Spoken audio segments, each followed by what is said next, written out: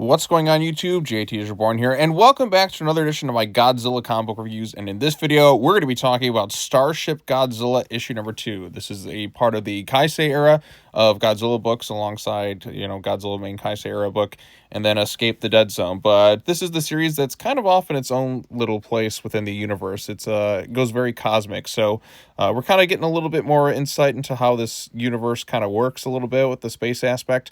But basically, the crew from the last movie who was there just kind of stealing some eggs, standard sci-fi stuff, crashes on a planet where the grandma's at, who's the actual captain of the ship, and they need some parts to repair it, but they also don't have the finances until they deliver the eggs. So then they got to bet on some sort of like race that's going on there.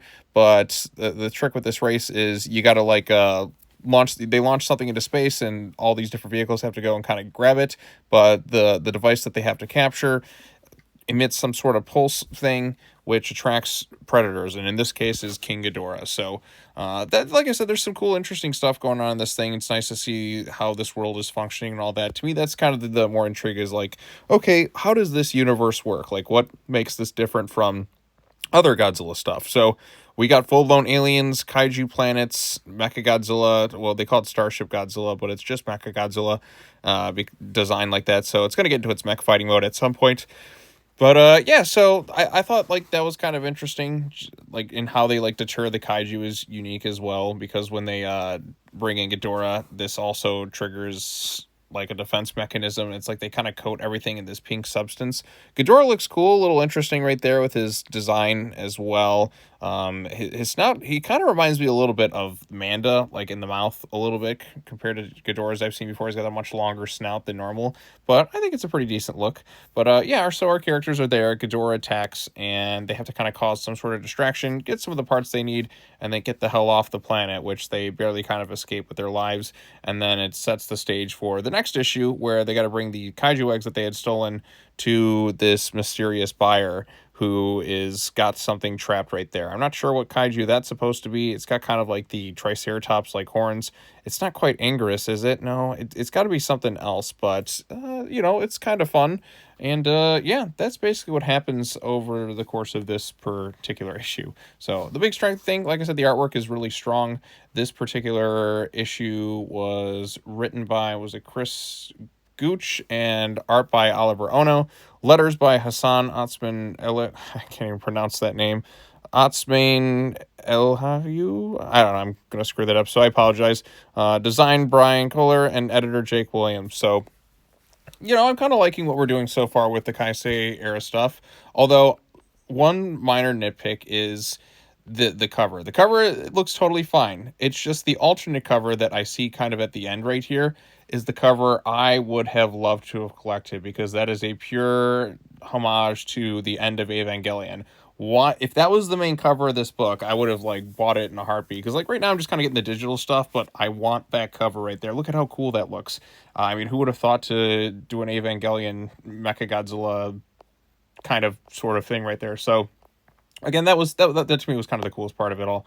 Well, not really, like in terms of the covers. Like I mean, this main cover here is totally good and all that, but that other one, as an Evangelion fan, I would have loved that as the main thing. But hey, as it stands, Starship Godzilla is kind of off in its own thing. There's been no real Godzilla references. Yeah, we have Mechagodzilla as the ship, and it's called the Starship Godzilla, but it feels so distant from everything else going on Earth that I'm keen to figure out, like, what's going to be the big overarching story amongst these books? How are they all going to come together in some sort of capacity? We got something going on with stealing kaiju eggs. Is that going to tie into it?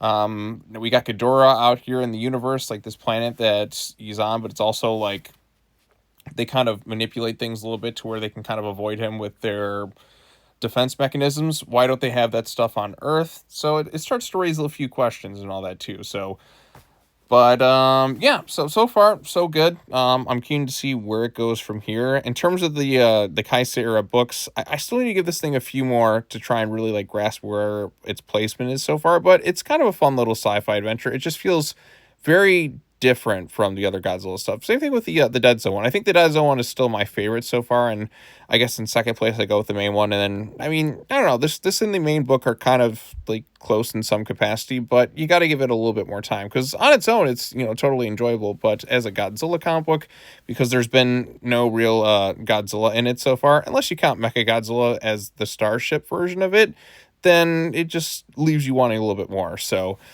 yeah. All right. Well, what did you all think of this issue? I don't know what else I really should say about this one. The artwork, like I said, is pretty solid. There's some good action. I like learning about the world that it kind of occupies and how it kind of works.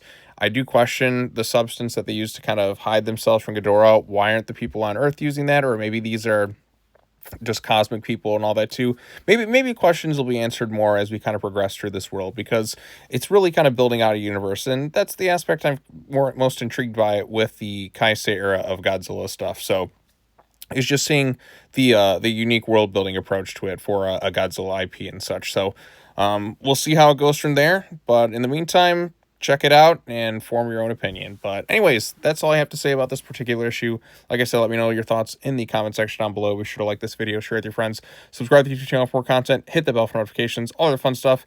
I'll be back again. I got another Godzilla comic book, and then I got some DC books, but I think I might just get the Godzilla stuff done first, because I'm more in a Godzilla mood than I am DC lately.